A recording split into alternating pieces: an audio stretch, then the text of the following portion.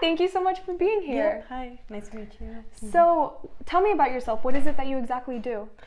So basically, I'm a research scientist. What we do is for any person who comes in with some form of orthopedic trauma, so they have a bone break or they have some sort of cut or laceration on their skin, how do we manage them in the hospital to have the best possible outcome? Get them out of the hospital faster, get them back to their normal life as quickly as possible with the best possible outcome given their injury. Day to day, it's basically working with whether it's residents, so general surgery residents and or other research staff to actually design research studies that help improve their care.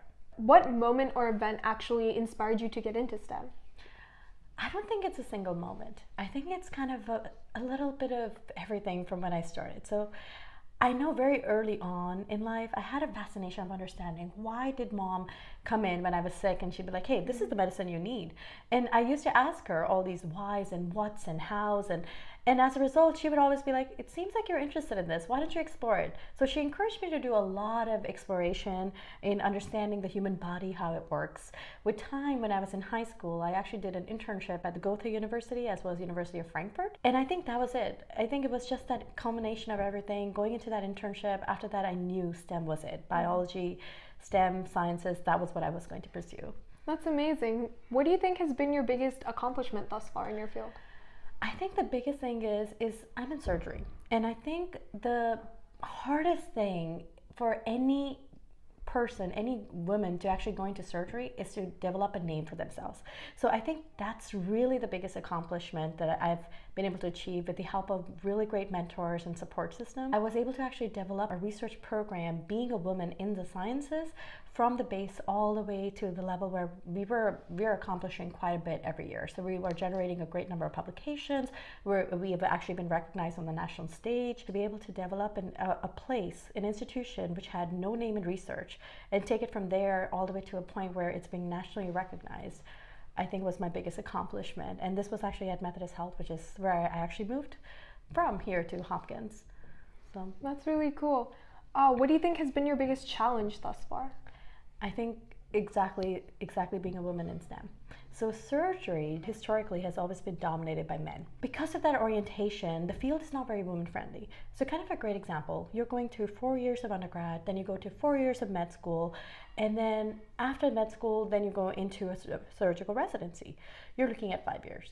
If you look at it from the perspective of a woman who wants to maybe eventually have a family, that's not very conducive.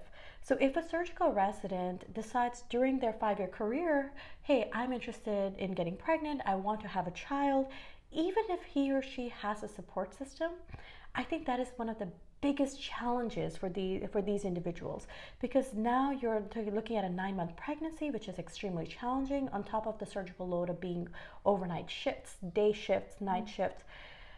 There is a lot of evidence to say that because of it being a male-dominated field, there's not an understanding among the male colleagues that women do need some form of exception and a little bit more support during that time. And because of it, again, published evidence, it shows there's higher complications in pregnancy during that time where you're pregnant and you're a surgical resident and are having more challenges. You tend to fall back in your education and so on. So I think that's one of the biggest challenges that I see as well as I've experienced. Even though I was in research, because I was in surgery, I went through my first pregnancy during that time. The male colleagues, even though they were trying to be understanding, many of them were frustrated when I went on that 3 months of maternity leave. Simply because they didn't know how to cope with it. That is, I think, one of the biggest challenges, not only from the perspective of the surgical resident, but also from the researcher or anybody who works in surgery.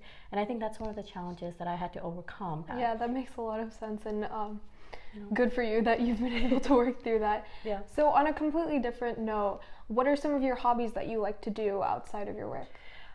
Gardening. I love gardening, so I'm the person who's going to have all the vegetables out in the garden, like to grow anything and everything. That's good. Going back to what we were talking about earlier, have you ever noticed, you have gender disparity in your field, and if so, how have you dealt with it? It is a male-dominated profession. Gender disparities is very common. A lot of times, unknowingly, one of the things that we did in our area is because we were working with surgical residents coming in, our program directors, who are the ones who are selecting these candidates, were unintentionally selecting male candidates over female candidates simply because they were fearful that this woman is going to want to have a kid. So one of the biggest things that we did to try to overcome that disparity that was being unknowingly created is to raise awareness about it. So we actually implemented several programs which actually help educate or help standardize how we are interviewing and how we are navigating interviews with candidates to try to overcome that disparity where there's not a bias just based on the fact that a person is a female versus a male. I think we do get change by just showing evidence, showing that, being a male or female doesn't matter at the end of the day. That makes sense, and props to you for doing that. Yeah. In the end, what advice would you like to give to younger girls out there who are trying to get into STEM or trying to become surgeons? Do not be discouraged. Do not let anyone ever tell you you can't do it. I promise you, there's more support out there than you realize, and you'll find that support more among men than you even realize it. So if you are experiencing anything that can ever make you feel that you can't do it because you're a woman, talk to those male colleagues. No matter what, you would be surprised at how much support you will actually get from them. So that would be my biggest advice. Do not ever give up and just go for it, because you will get it. Great, thank you so much. Yep.